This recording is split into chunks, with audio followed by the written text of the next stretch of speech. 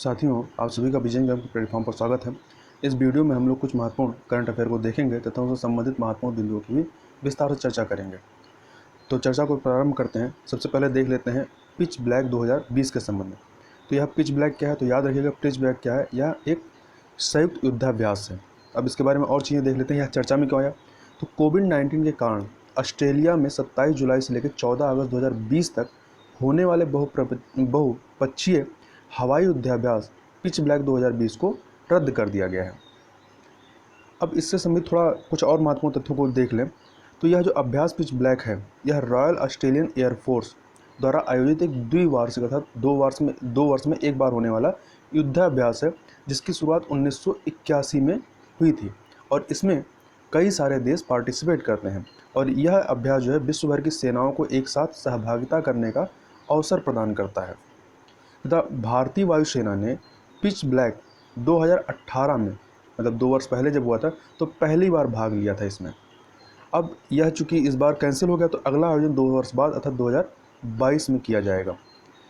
कुछ अन्य चीज़ों को देखें तो हाल के वर्षों में भारत का ऑस्ट्रेलिया के साथ रक्षा एवं रणनीतिक जुड़ाव जो है, विशेष रूप से नौसैनिक सहयोग अधिक मजबूत हुआ है। मतलब कई सारे क्षेत्रों में हम लोगों का सहयोग बढ़ा है।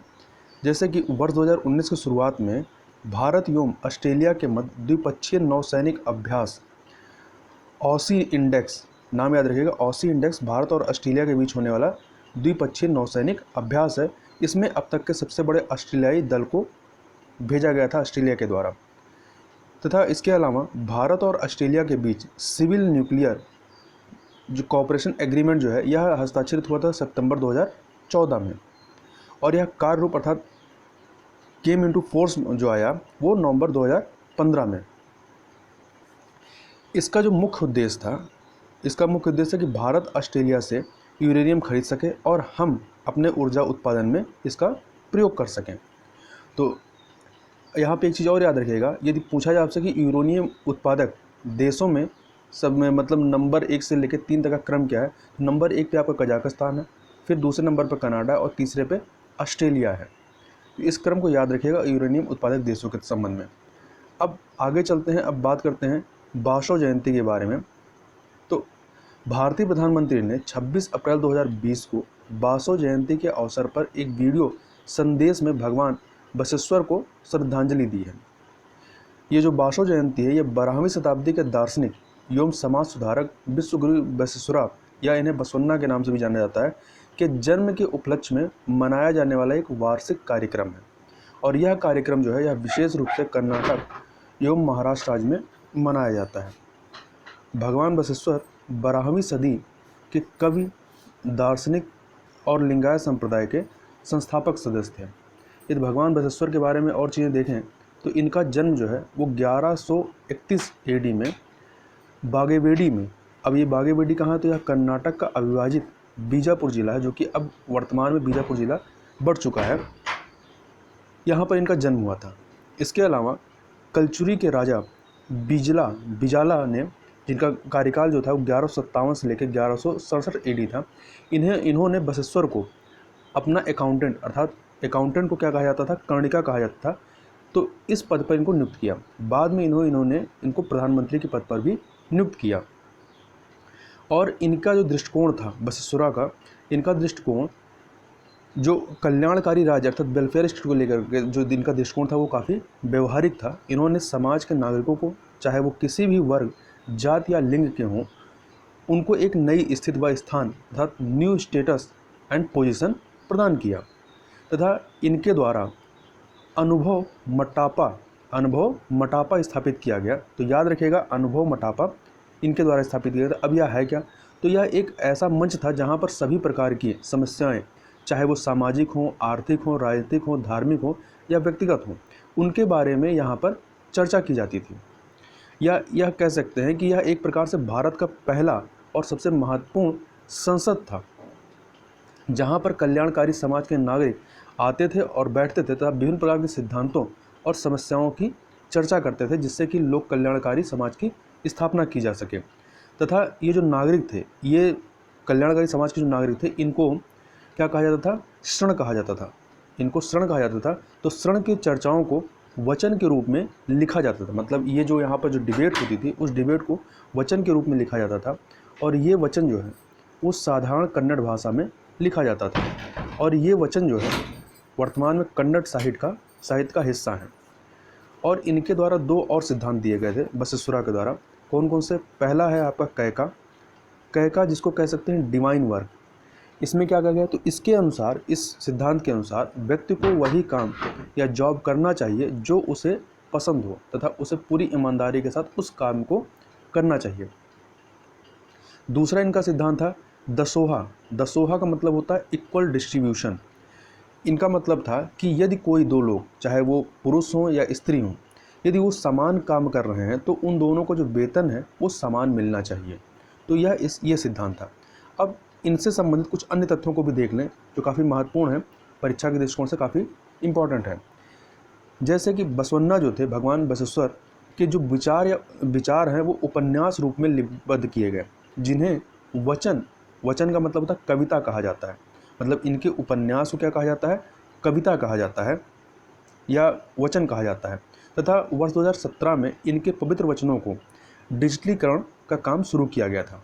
और ये जो इनका साहित्यिक उपन्यास था, ये कृति का शरण आंदोलन या शरण मूवमेंट में मुख्य योगदान रहा है, जिसमें वे अपनी क्रांतिकारी एवं सुधारवादी विचारधारा को सरल कन्नड़ भाषा में व्यक्त करते थे। इस प्रकार बसवेश्वरा के नेतृत्व में वचन जो है वो वचन आधारित आंदोलन का मुख्य उद्देश्य सभी का कल्याण करना था, अर्थात वेलफेयर स्टेट का निर्माण करना या इसकी स्थापना करना था। इसके अलावा इन्होंने 2 महत्वपूर्ण एवं नवीन अवधारणाएं दी, स्थावर और जंगम। स्थावर का मतलब होता है स्थिर और जंगम का मतलब होता है गतिशील। ये दोनों अवधारणाएं उनकी क्रांतिकारी विचारधारा का मुख्य आधार रही हैं।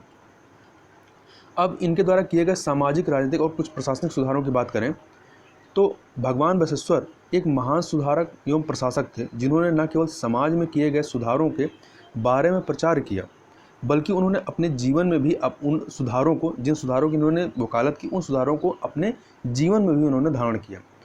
12वीं सदी में समाज सुधारक बसवन्ना ने हिंदू धर्म में जाति व्यवस्था के खिलाफ आंदोलन किया। तो ये कुछ चीज़ें यहाँ के रूप में आपसे पूछा जा सकता है। तो इन्होंने जाति व्यवस्था का, कहीं पर लिख देगा कथन में कि इन्होंने जाति व्यवस्था का विरोध नहीं किया था, नहीं, इन्होंने जाति व्यवस्था के खिलाफ आंदोलन किया था, तथा इन्होंने वेदों को मानने से भी इनकार किया था और मूर्ति पूजा के खिलाफ थे। तो इस प्रकार से जो बसवन्ना थे ये जाति व्यवस्था के खिलाफ थे, वेदों के खिलाफ थे और मूर्ति पूजा के भी ये खिलाफ थे। तथा भगवान बसवेश्वरा ने समाजवादी एवं लोकतांत्रिक व्यवस्था का विचार प्रस्तुत किया था। इसके अलावा इन्होंने 12वीं शताब्दी में मानव अधिकारों के बारे में बात की। इन्होंने मानव जीवन के प्रत्येक पहलू पर विचार किया और उसे सुधारने के लिए उपाय भी सुझाए थे। अब यदि इनके धार्मिक सुधार की बात करें तो इन्होंने मंदिर की अवधारणा को बदलने की कोशिश की, जो विभिन्न प्रकार के उत्पीड़न का मुख्य केंद्र था। मतलब उस समय जो मंदिर होते थे वो विभिन्न प्रकार के जो उत्पीड़न थे उसके ये केंद्र बिंदु थे। इनका मानना था कि पुजारी और अमीर लोग भगवान एवं मंदिर के नाम पर आम लोगों का शोषण कर रहे हैं। एक प्रकार से ये मंदिर क्या करते थे? जाति व्यवस्था को और बढ़ावा देते थे। बसवन्ना जो हैं ये पहले कन्नडिगा थे, अर्थात कन्नड़ से संबंधित व्यक्ति थे जिनके सम्मान में उनके सामाजिक सुधारों को मान्यता दी गई। और उल्लेखनीय है कि भारतीय प्रधानमंत्री ने वर्ष 2015 में लंदन के लंबेथ में टेम्स नदी के किनारे बसवन्ना की प्रतिमा का अनावरण किया था। अब थोड़ा सा यहाँ पर चर्चा कर लेते हैं लिंगायत एवं वीरशैव के बीच का विवाद, क्योंकि यह उस समय पहले काफ़ी चर्चा में था कर्नाटक में। तो यह विवाद क्या है?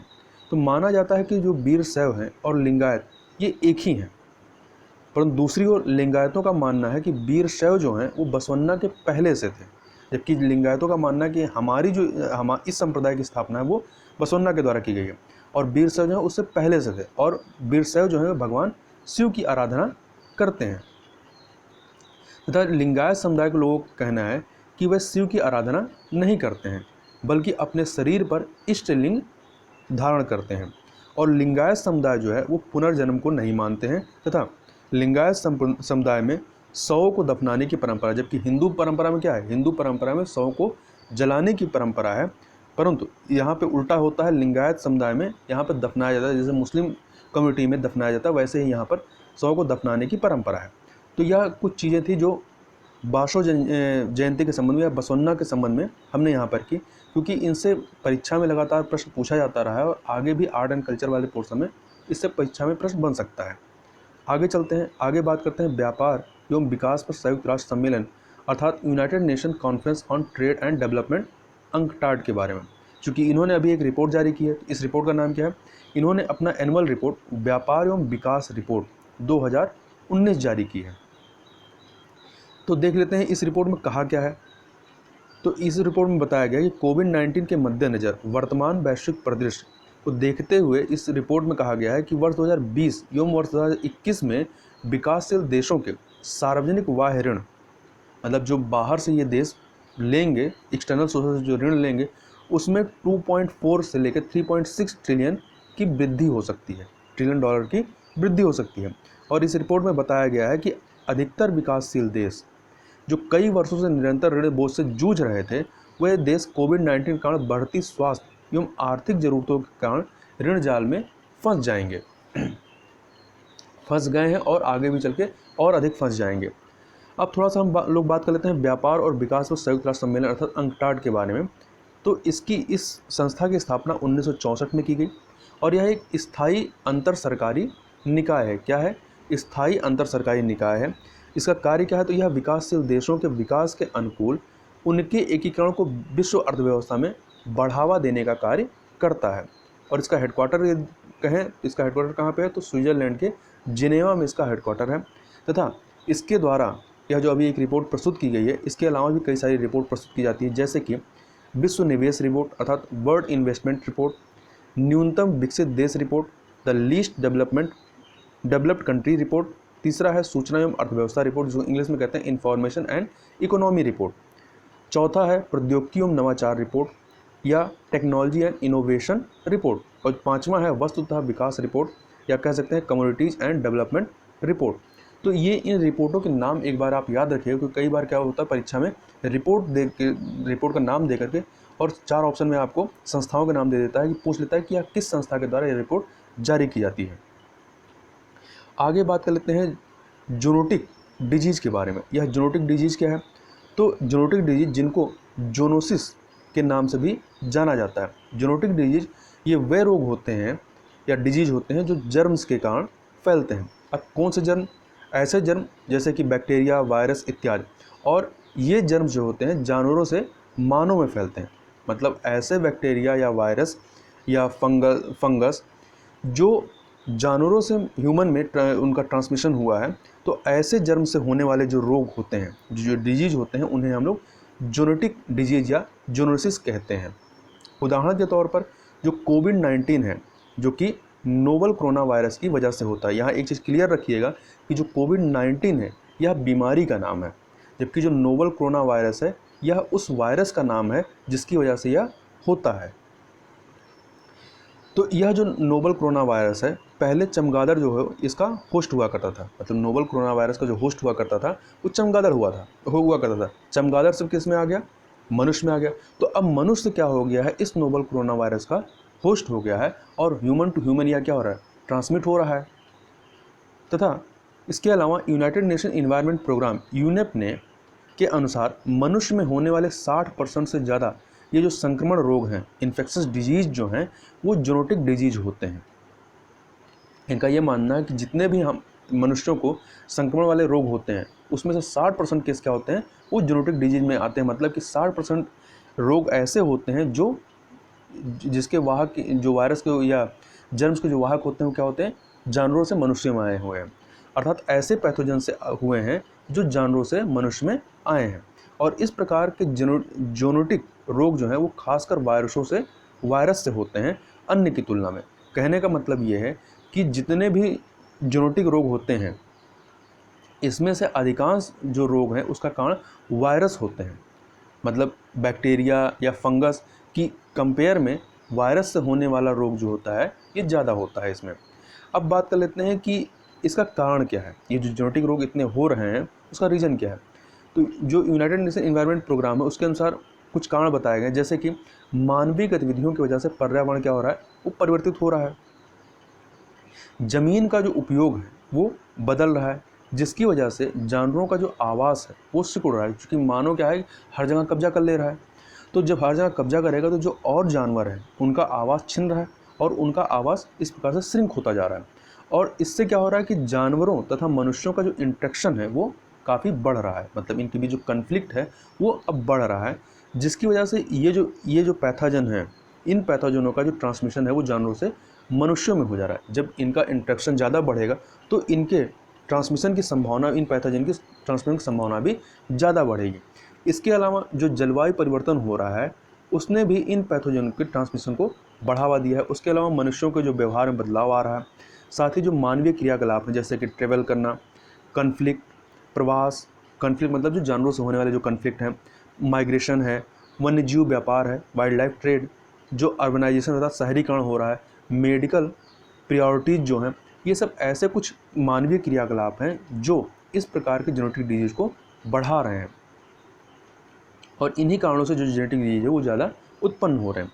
अब हम लोग यहाँ पर जेनेटिक डिजीज़ के कुछ उदाहरणों को देख लेते हैं। यहाँ पे कुछ नाम दिए गए हैं, इनको ध्यान से आप याद कर लीजिएगा, क्योंकि हो सकता है परीक्षा में आपसे पूछ ले कि निम्न में से बताइए कौन कौन से जेनेटिक डिजीज़ है। तो 4-5 ऑप्शन दे देगा, उसमें से आपको चुनना होगा कौन कौन से जेनेटिक डिजीज़ हैं और कौन से नहीं है। जब आप एक बार नाम देखे होंगे तो उसको बहुत आसानी से आप सही कर लेंगे। तो इसमें नाम है पहला इबोला, बर्ड फ्लू या avian influenza, middle east respiratory syndrome जिसको शॉर्ट में हम लोग मर्स कहते हैं, rift valley fever, sewer acute respiratory syndrome या सार्स जिसको कहते हैं, West Nile virus, Zika virus और वर्तमान का कोविड-19, ये सारे के सारे जेनेटिक डिजीज़ के अंतर्गत आते हैं। आगे चलते हैं। अब बात कर लेते हैं लीची उत्पादन की, लीची प्रोडक्शन की। तो यह चर्चा में क्यों आया? तो चूँकि कोविड-19 की महामारी की वजह से लीची उत्पादक जो किसान हैं उनको काफ़ी नुकसान का सामना करना पड़ रहा है। क्यों? क्योंकि कोविड-19 महामारी की वजह से क्या है, पूरा देश में लॉकडाउन है। अब जो लॉकडाउन है, चूँकि यह इस समय यह लीची का सीज़न है, तो इनका जो निर्यात है, इनके प्रोडक्ट का जो लीची का निर्यात वो नहीं हो पा रहा है। और दूसरा जो लोकल मार्केट है या जो देश के अंतर्गत जो मार्केट है, वहाँ पे भी क्या हो रहा है, इनकी सप्लाई नहीं हो पा रही है। तो चूँकि ये कोई ऐसा तो है नहीं कि अनाज मतलब गेहूँ चावल वगैरह जिसको स्टोर करके रखा जा सकता है, ये सीजनल है। तो अगर इस सीज़न में इनकी खपत नहीं होगी तो क्या होगा, ये ख़राब हो जाएंगे, जिसका खामियाजा जो है ये लीची उत्पादक किसानों को उठाना पड़ रहा है। अब यदि लीची के बारे में थोड़ी चर्चा करें तो लीची जो है ये सब ट्रॉपिकल एवरग्रीन फ्रूट है, अर्थात उपोष्णकटिबंधीय सदाबहार फल है। माना जाता है कि इसकी जो ओरिजिन है, उत्पत्ति जो है वो चीन से हुई है। और भारत में जो लीची यदि आती कहाँ से है, तो भारत में लीची 18वीं शताब्दी में वर्मा के जरिए आई। वर्तमान वर्मा क्या है, वर्तमान का म्यांमार के जरिए भारत में ये आती है और बाद में भारत से दूसरे देशों में भी इसका फैलाव हुआ। और इसके प्रोडक्शन की यदि बात करें तो वर्तमान में भारत और चीन मिलकर के विश्व के कुल प्रोडक्शन का 91% लीची का उत्पादन ये दोनों देश मिलकर के करते हैं। तथा लीची के उत्पादन के लिए जो आवश्यक मौसमी वातावरण है, ठीक है, ये केवल कुछ ही देशों में वो इस तरह का वातावरण मिलता है, हर जगह नहीं मिलता है। तो इसलिए यह क्या है कि हर पूरे विश्व में हर जगह पे इसका उत्पादन नहीं होता, कुछ लिमिटेड देशों में ही इसका उत्पादन होता है, जैसे मेनली आपका भारत और चाइना में। यदि भारत में उत्पादक राज्यों की बात करें तो भारत में इसके उत्पादन संबंधी जो राज्य हैं बिहार है, पश्चिम बंगाल, त्रिपुरा, उत्तर प्रदेश, पंजाब और हरियाणा है। अब इसमें यदि रैंकिंग की बात करें तो नंबर 1 पे आपका बिहार आता है। सबसे अधिक लीची उत्पादक राज्य कौन सा है? बिहार है, जो भारत के कुल टोटल प्रोडक्शन का, लीची प्रोडक्शन का 74% जो है वो अकेले बिहार उत्पादित करता है। इसके बाद दूसरे नंबर पर आपका पश्चिम बंगाल है, तीसरे पे त्रिपुरा है, चौथे पे आपका असम है। कुछ समय पहले पिछले साल क्या हुआ था कि बिहार में एक्यूट इंसेफ्लाइटिस सिंड्रोम अर्थात AES के कारण के बहुत से केस आए थे, जिसकी वजह से क्या हुआ, कई सारे बच्चे मर गए थे। इस एक्यूट इंसेफ्लाइटिस सिंड्रोम को लोकल भाषा में दिमागी बुखार या चमकी बुखार भी कहा जाता है, इस नाम से जानते हैं। तो इसमें कई बच्चे मरे थे। तो उस समय कई सारे जो विशेषज्ञ थे, इसका रीज़न जो है वो लीची को ही उन्होंने बताया था। अब देख लेते हैं बिहार में इसका उत्पादन सबसे ज़्यादा कहाँ होता है। तो बिहार में इसका सबसे ज़्यादा उत्पादन जो है वो मुजफ्फरपुर ज़िले में होता है। मुजफ्फरपुर ज़िला जो है वो पूरे देश का 40% अकेले उत्पादित करता है। मान लीजिए यदि 100 यूनिट पूरे देश में उत्पादन हो रहा है तो 40 यूनिट अकेले कहाँ से आएगा, वो आपका मुजफ्फरपुर से आएगा। तथा इसका जो पीक सीजन लीची का वो क्या कब से कब तक है, तो मई का तीसरे सप्ताह, जो अगला महीना चालू होगा तो मई के तीसरे सप्ताह से लेकर जून के दूसरे सप्ताह तक इसका पीक सीजन होता है। आगे चलते हैं। अब बात कर लेते हैं बैंकिंग सेवाओं को सार्वजनिक उपयोगिता सेवा घोषित किया गया है, तो यह क्या है इसको देख लेते हैं। भारत सरकार ने 21 अक्टूबर 2020 तक बैंकिंग उद्योग को सार्वजनिक उपयोगिता सेवा के रूप में घोषित किया है, और यह आदेश जो है वो औद्योगिक विवाद अधिनियम 1947 के प्रावधानों के तहत जारी किया गया है। अब प्रश्न उठता है कि ऐसा करने का कारण क्या है। तो सरकार के क्या होते हैं, कई सारे ऐसे फैसले होते हैं जिससे कि जो बैंक यूनियन होते हैं वो सहमत नहीं होते हैं। जैसे कि उदाहरण के तौर पे आप कह सकते हैं कि कई बैंक यूनियन जो है वो जो बैंकों का विलय किया जा रहा है उसका वो विरोध कर रहे हैं, और कई बार क्या होता है अपनी डिमांड को लेकर के, जैसे कि तनख्वाह बढ़ाने के लिए या भत्ते को लेकर के, तो ये क्या करते हैं जो बैंक यूनियन होते हैं ये हड़ताल कर देते हैं, तो जिससे जो आपका बैंकिंग सर्विसेज है वो ठप हो जाती हैं। तो वर्तमान में जो कोविड-19 की महामारी चल रही है, इस समय ऐसा कोई भी हड़ताल ना हो और ये जो बैंकिंग सर्विसेज हैं वो सुचारू रूप से चलती रहें, इसी को ध्यान में रखते हुए सरकार ने ये फैसला किया है, जिसके द्वारा कि बैंकिंग क्षेत्र के जो कर्मचारी हैं उनको हड़ताल पर जाने से रोका जा सके। और इस आदेश को, यह जो आदेश है, इस आदेश को श्रम मंत्रालय ने पारित कर दिया है। अब थोड़ा सा बात कर लेते हैं औद्योगिक विवाद अधिनियम 1947 के बारे में। तो यह जो है यह भारतीय श्रम कानूनों को नियंत्रित करने वाला अधिनियम है। इस अधिनियम का मुख्य उद्देश्य भारतीय उद्योगों की कार्य संस्कृति में सद्भाव व शांति को सुरक्षित करना, मतलब कि जो डिस्प्यूट होता है उस डिस्प्यूट को सॉल्व करने के लिए एक सिस्टम बनाना, एक मैकेनिज्म तैयार करना। और यह अधिनियम केवल संगठित क्षेत्र पर लागू होता है। तो इस बात को याद रखिएगा, कथन के रूप में आ सकता है यह अधिनियम सभी पर लागू होता है, तो नहीं, यह अधिनियम केवल संगठित क्षेत्र पर लागू होता है, या ऐसे लिख दें कि यह अधिनियम केवल संगठित क्षेत्र पर लागू होता है कथन के रूप में। तो क्या होता है, अधिकांश बार हम लोग सोचते हैं कि केवल लिखा हुआ तो यह ऑप्शन गलत हो जाएगा। तो अगर ये यहाँ लिख दें कि यह अधिनियम केवल संगठित क्षेत्र पर लागू होता है, तो यहाँ केवल होने के बाद भी यह क्या हो जाएगा, सही हो जाएगा। तो ये चीज़ें छोटी छोटी चीज़ें हैं जिसको ध्यान में रखिएगा। अब थोड़ा सा देख लेते हैं कि सार्वजनिक उपयोगिता सेवाएं क्या हैं। तो ये वे सेवाएं हैं जो सार्वजनिक सेवा निगम के रूप में कार्य करती हैं, मतलब इनका सुचारू रूप से चलना आवश्यक होता है। इनमें आपके टेलीफोन, बिजली, प्राकृतिक गैस, डाक सेवाएं और पानी जैसी आवश्यक सेवाएं आती हैं, मतलब एक तरीके से लोगों के लिए नेसेसरी सेवाएं हैं। तथा इस प्रकार से जो बैंकिंग उद्योगों को सार्वजनिक उपयोगिता सेवा घोषित करने के पीछे का जो मुख्य उद्देश्य है वो कोरोना वायरस महामारी के मद्देनज़र आर्थिक संकट में फंसे ग्राहकों को सुरक्षा प्रदान करना और बेहतर तरीके से उनकी सेवा करना है। मतलब इस समय, इस महामारी के दौर में क्या है कि बैंक जो हड़ताल पे ना हो, जिससे हड़ताल पे ना जाए और जो बैंकिंग सेवा है वो डिस्टर्ब ना हो। तो इसके लिए यह इस अधिनियम को लागू किया गया है, या इस अधिनियम के तहत इनको इसमें शामिल किया गया है। तो यह कुछ महत्वपूर्ण करंट अफेयर थे जिनको हमने यहाँ पर देखा। तो इस वीडियो में बस इतना ही, मिलते हैं नेक्स्ट वीडियो में, तब तक के लिए बहुत बहुत धन्यवाद।